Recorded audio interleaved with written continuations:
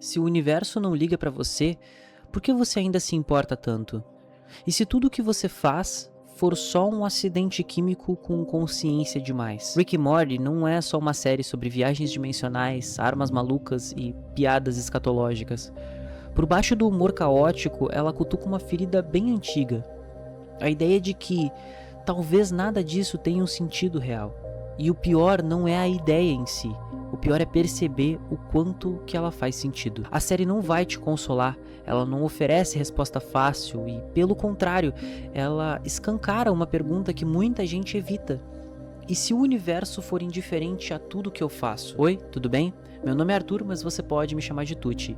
E galera, é o seguinte, nesse vídeo você vai entender o porquê que Rick e Morty conversa tanto com o niilismo, como que a ciência entra nessa história, por que o absurdo aparece o tempo todo e o que isso diz sobre você, agora, assistindo esse vídeo, tentando encontrar algum significado nisso tudo. A ciência moderna faz algo incrível, ela explicou o mundo, mas sem querer ela também tirou o chão debaixo dos nossos pés.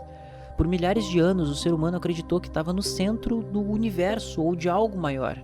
Deuses observando um plano, um destino. A ciência chegou e disse algo bem diferente. Nós somos poeira organizada, um acaso estatístico, um evento improvável num universo que não sente nada. Rick representa isso de uma forma brutal. Ele é o homem mais inteligente do multiverso. Sabe como tudo funciona, já viu civilizações nascerem e morrerem, já visitou infinitas realidades onde qualquer coisa que você valoriza pode ser facilmente substituída. E quando você entende tudo, sobra o quê? Sobra o vazio. Rick não sofre porque não entende o universo. Ele sofre porque entende demais. O niilismo não é tristeza, ele é uma lucidez sem anestesia. Muita gente acha que o niilismo é depressão, pessimismo ou desistência, mas não é bem isso. O niilismo, na sua forma mais simples, diz que não existe um sentido objetivo dado ao mundo.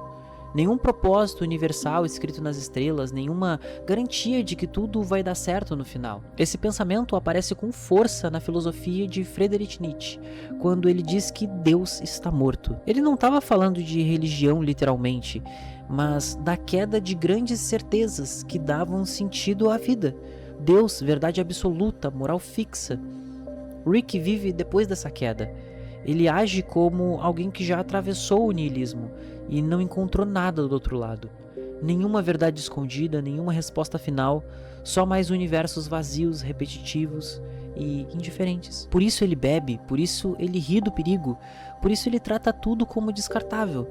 Quando nada tem valor absoluto, tudo vira piada. Aqui a gente pode fazer até um paralelo com o comediante do filme Watchmen. O comediante age da mesma forma, como a pessoa que viu o outro lado e descobriu que não tem nada. E por isso tudo vira piada. E se o Rick é o niilismo na forma humana, Morty é a resistência frágil contra o niilismo. Morty ainda sente culpa, Morty se apega, ele se pergunta se matar alguém é errado, mesmo quando o universo inteiro parece dizer que não importa. E isso dói. Existe um episódio emblemático em que o Morty percebe que existem infinitas versões dele mesmo, Mortys melhores, Mortys piores, Mortys que morreram, Mortys que nunca nasceram. A ideia é simples, mas também é devastadora. Se você é infinitamente substituível, por que a sua vida teria valor? Rick já aceitou a resposta.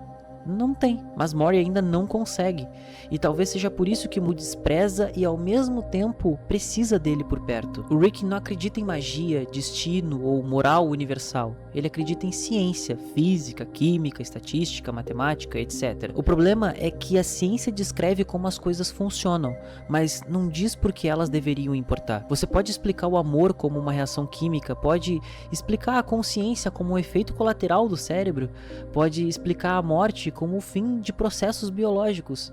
Tudo isso é verdade, e ainda assim nada disso consola. Rick vive num mundo perfeitamente explicado e completamente vazio. É aqui que entra o pensamento de Albert Camus. Camus dizia que o absurdo nasce do choque entre duas coisas, o ser humano querendo sentido e um universo que não oferece nenhum. O absurdo não é o universo sozinho, nem o ser humano sozinho, é o encontro dos dois. Rick já percebeu o absurdo e decide rir dele. Mori percebeu o absurdo e entra em pânico. E você? O que sente quando percebe que talvez não exista um motivo maior por trás da sua vida? Aqui está o desafio real que Rick e Morty joga na sua cara. Se nada tem sentido, por que não fazer qualquer coisa?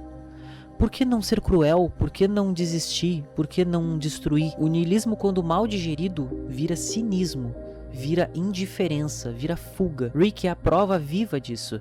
Ele usa a falta de sentido como desculpa para não se responsabilizar, para não criar vínculos, para não sofrer. Mas existe um detalhe importante que muita gente ignora. Rick não é livre. Ele é prisioneiro da própria visão de mundo. Rick vive dizendo que nada importa, mas age como alguém profundamente machucado quando perde alguém. Se nada importasse, ele não sofreria. Se nada importasse, ele não tentaria controlar tudo. Se nada importasse, ele não se odiaria tanto. O niilismo de Rick não é neutro, ele é defensivo. É uma armadura contra a dor. E é aqui que a série fica genial, porque ela não glorifica isso.